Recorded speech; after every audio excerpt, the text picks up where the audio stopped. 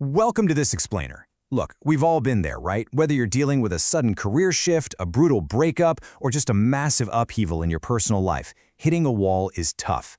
Today, we're diving into the hard cognitive science of how to survive that kind of major life disruption by shifting your temporal perspective.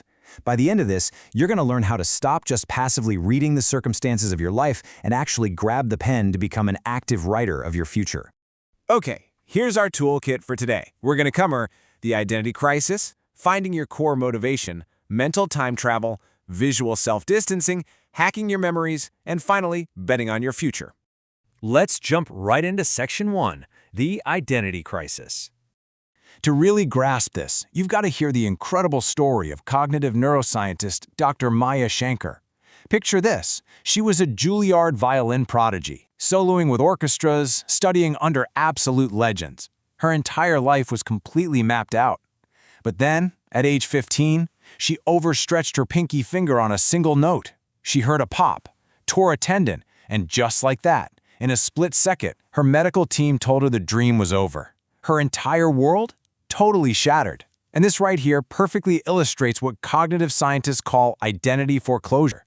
It is that devastating, gut-wrenching feeling that hits when you anchor your whole identity to a premature label.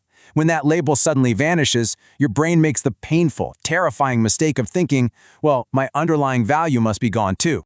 So how do you actually survive a loss like that? Well, it requires a pretty massive paradigm shift. You absolutely have to move away from fragile labels. See, a fragile label defines you by what you do. If you walk around defining yourself purely as a violinist, an athlete, or maybe a spouse, you're incredibly vulnerable to external change. Literally, the moment that role disappears, your identity just collapses like a house of cards. Instead, you've got to shift to your core motivations. This defines you by why you do things. Core motivations? Those are stable. They're the deep, underlying drivers that stick with you no matter what external chaos is happening around you. Which brings us to Section 2, finding your core motivation, really digging into the what versus the why. When you actually understand this profound difference between the what and the why, you can stay surprisingly resilient even when the floor drops out from under you. Let's look back at Dr. Shanker. When she lost the violin, she did some serious soul-searching and realized her true why wasn't actually making music. Actually, scratch that, music was just the vehicle. Her real core motivation was human connection. The violin was just the instrument, literally, that she was using to get that connection at the time. Once she unhooked her identity from that super fragile violinist label, she found a way to express that exact same core motivation through completely new outlets. She went on to get a PhD in cognitive neuroscience from Oxford and even ended up serving as a senior advisor in the White House, all by using science and storytelling to foster that very same human connection. Now, this shift is absolutely critical because of how our brains process the future. Imagine your life is like a theater, and your brain is constantly casting possible selves. You've got your hoped-for selves, expected selves, and feared selves. Here is the kicker. A crisis gives us what's called a constrained imagination. When a major disruption hits, the doors to those expected and hoped-for selves just violently slam shut. Suddenly, your imagination is totally hijacked, and you're just staring blankly at the door of your feared self. But when you identify that core motivation we just talked about, it acts like a master key. It kicks open the doors to brand new, totally invisible hoped-for selves, proving that your potential didn't vanish at all. It just evolved. Moving on to Section 3, Mental Time Travel. This is how we escape the dread loop.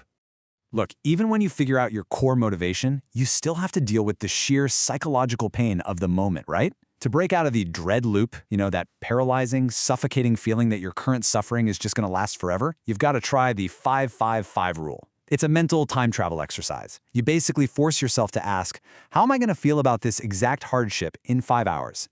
In 5 days? What about 5 years from now? By forcing your brain to look at the crisis through these future timestamps, you're constantly reminding yourself that today's all-consuming disaster is actually, well, it's pretty transient. The stuff keeping you up at night right now is inevitably going to lose its sting as time marches on. But here's the thing. Mental time travel works in both directions. You've also got to travel backward. You do this by mining your history for very specific, concrete moments where you showed unexpected resilience. Think about it. Think about those times you survived the really messy, gray areas of your life in the past. Mining your history gives you empirical, undeniable proof that you are more than capable of navigating rough waters.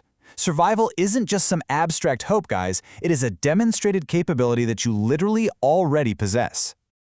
Okay, Section 4, Visual Self-Distancing. Let's talk about the third-person gimmick. Let's be totally honest here. Even with a brilliant new perspective, the messy middle of any transition is just intensely difficult. It is clouded by heated emotions and some incredibly harsh negative self-talk. So how do we actually bypass this when we're lying awake at 3 a.m., totally trapped in a doom spiral, just ruminating over a job loss or a bad breakup? Well, we combat it using the third-person gimmick. It's a technique of visual self-distancing where you basically take a bird's-eye view of your own problems. Instead of using first-person I statements like I'm failing or I'm a complete mess, you actually coach yourself using your own first name. You'd say something like, Maya, you need to get your stuff together. I know it sounds a little silly, but this subtle linguistic shift is a real game changer. It forces your brain to step outside of the immediate emotional fire, allowing you to treat yourself with the exact same objective, kindness, and clarity that you would naturally offer to your best friend. That leads us into Section 5, Hacking Your Memories, and something called the peak end rule. As you're coaching yourself through this whole internal reinvention, cognitive science offers this absolutely fascinating trick regarding how your brain actually stores difficult experiences. See, our brains don't just accurately average out the minutes and hours of our days. Nope. Instead, they fall victim to a cognitive bias known as the peak end rule. Simply put, your brain drastically overvalues two very specific points in any experience: the emotional peak, which is the absolute most intense moment, and the end or conclusion of the event. The rest of the details, they just kind of get blurry. So how do we hack this bias to our advantage? Well, during a major life transition, you just can't always control the painful peak of a crisis. That stress is usually unavoidable.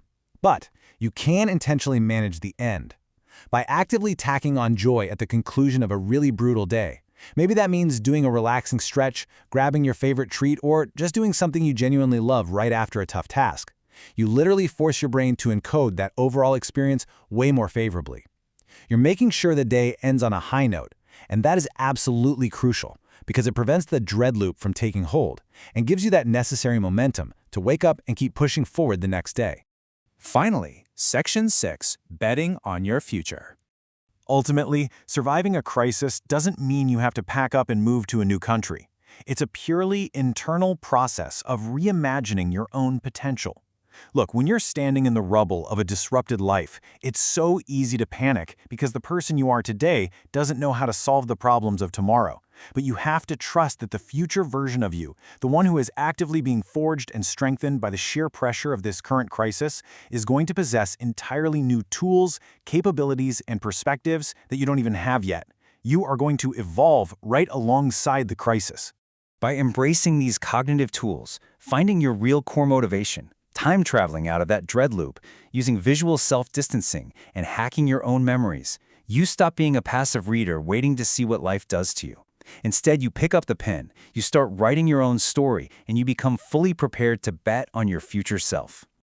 I want to leave you with one final thought, something you can literally apply right this second. Think about whatever is causing you the most anxiety today, whatever's keeping you tossing and turning in the messy middle of your life right now. How will your highly resilient, capable future self feel about it in 5 years? Puts things in perspective, doesn't it? Thank you so much for exploring this explainer with me today. Keep looking forward, keep learning, and trust that future you has got this.